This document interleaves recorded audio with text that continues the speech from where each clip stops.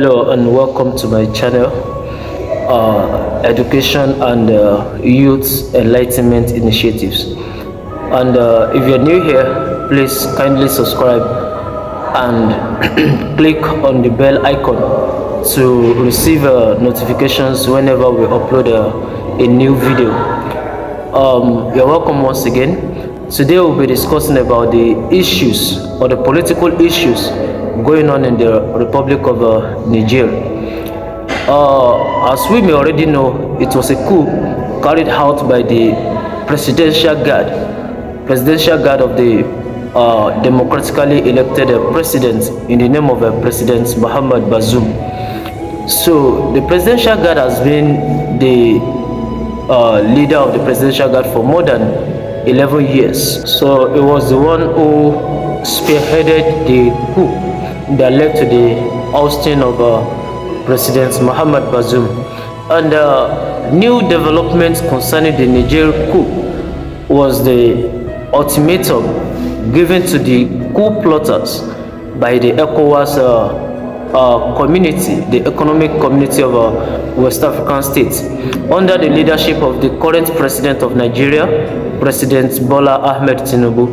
And they gave this ultimatum that failure to reinstall the democratically elected president, that is President Muhammad Bazoum, will lead to ECOWAS using every necessary means, taking every necessary step, including force, to reinstall the president. They gave the ultimatum that if within 7 days their demands were not met, which the primary demand was to reinstall the democratically elected president of President Muhammad Bazoum, that the ECOWAS community will use force.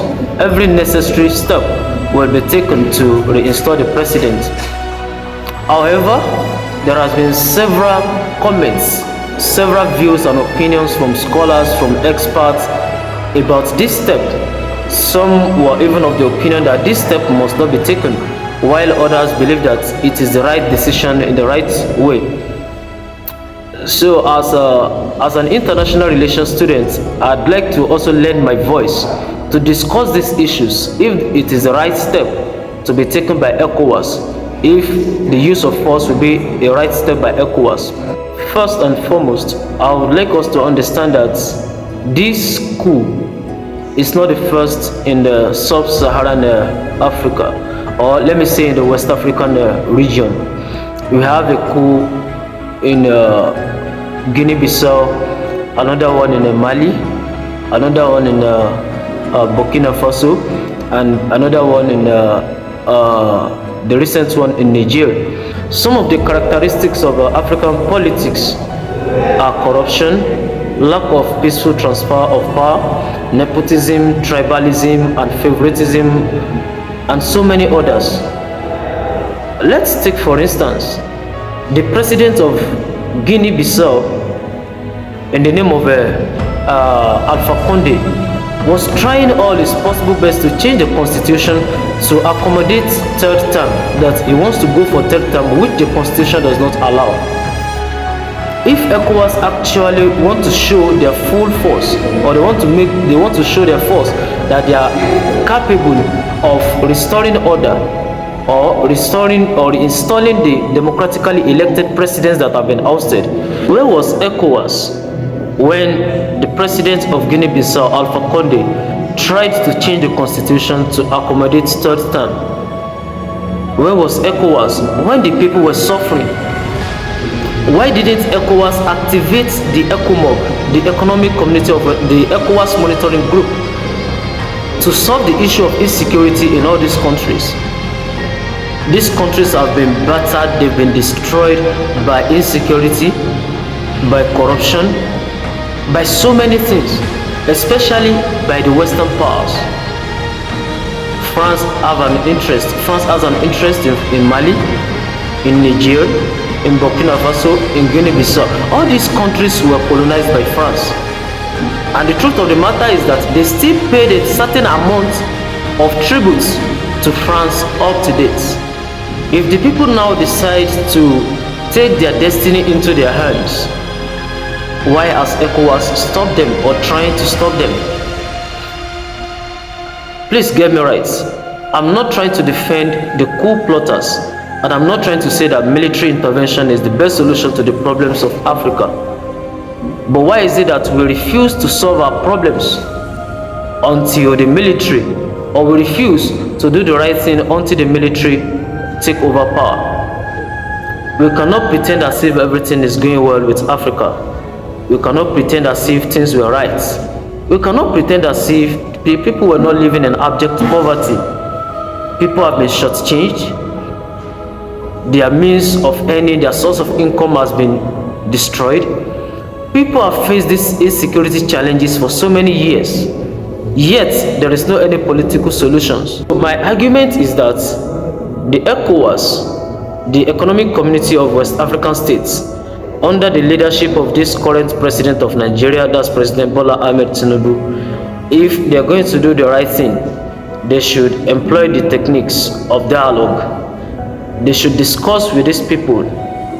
They should do the right thing by knowing the root causes of all this military coup.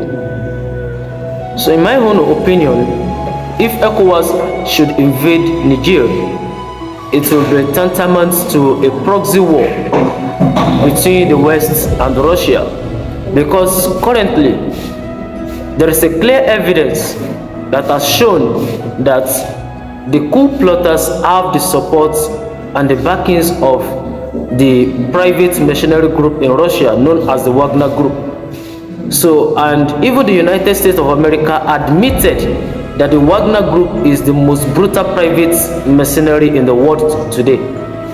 So if there should be a war between the 10 remaining ECOWAS states against the 4 states that have witnessed military coup, then it's going to exacerbate the insecurity challenge facing the West African region.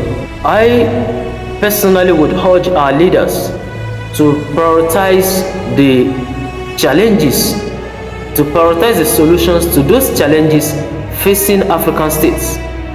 The challenges of poverty, the challenges of insecurity, challenges of underdevelopment, challenges of high cost of living, and so many, the challenges of power. We have so many problems, so many challenges facing our continent, not by fighting one another. Africa should unite.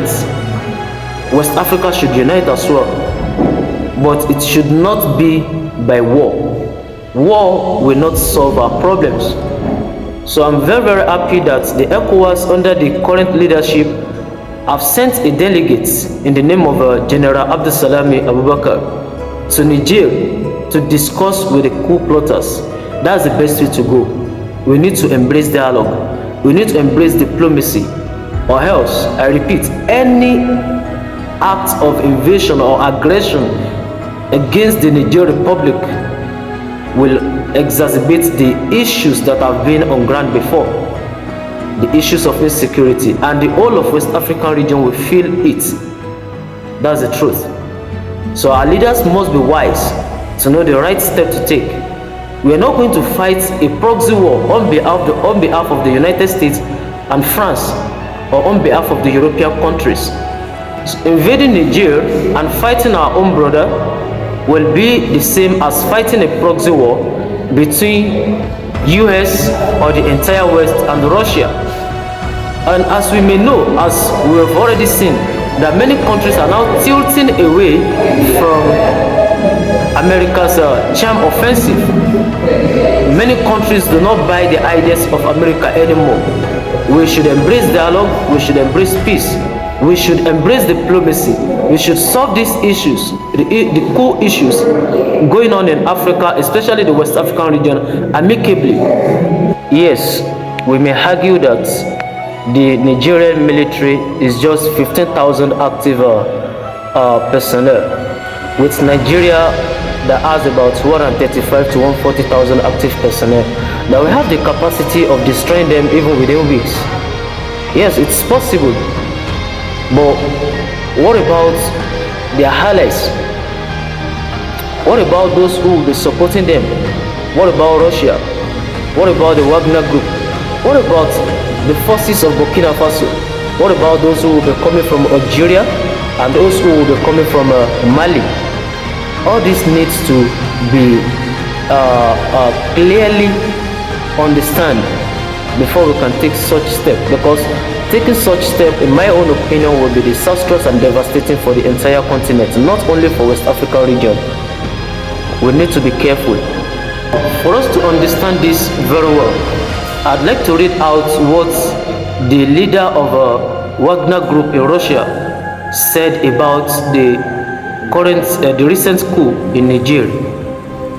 The Wagner leader Yevgeny Prigozhin said that what happened in Niger is nothing other than the struggle of the people of Niger with their colonizers, who are trying to foist their rules of life on them and their conditions and keep them in the state that Africa was in 100 years ago.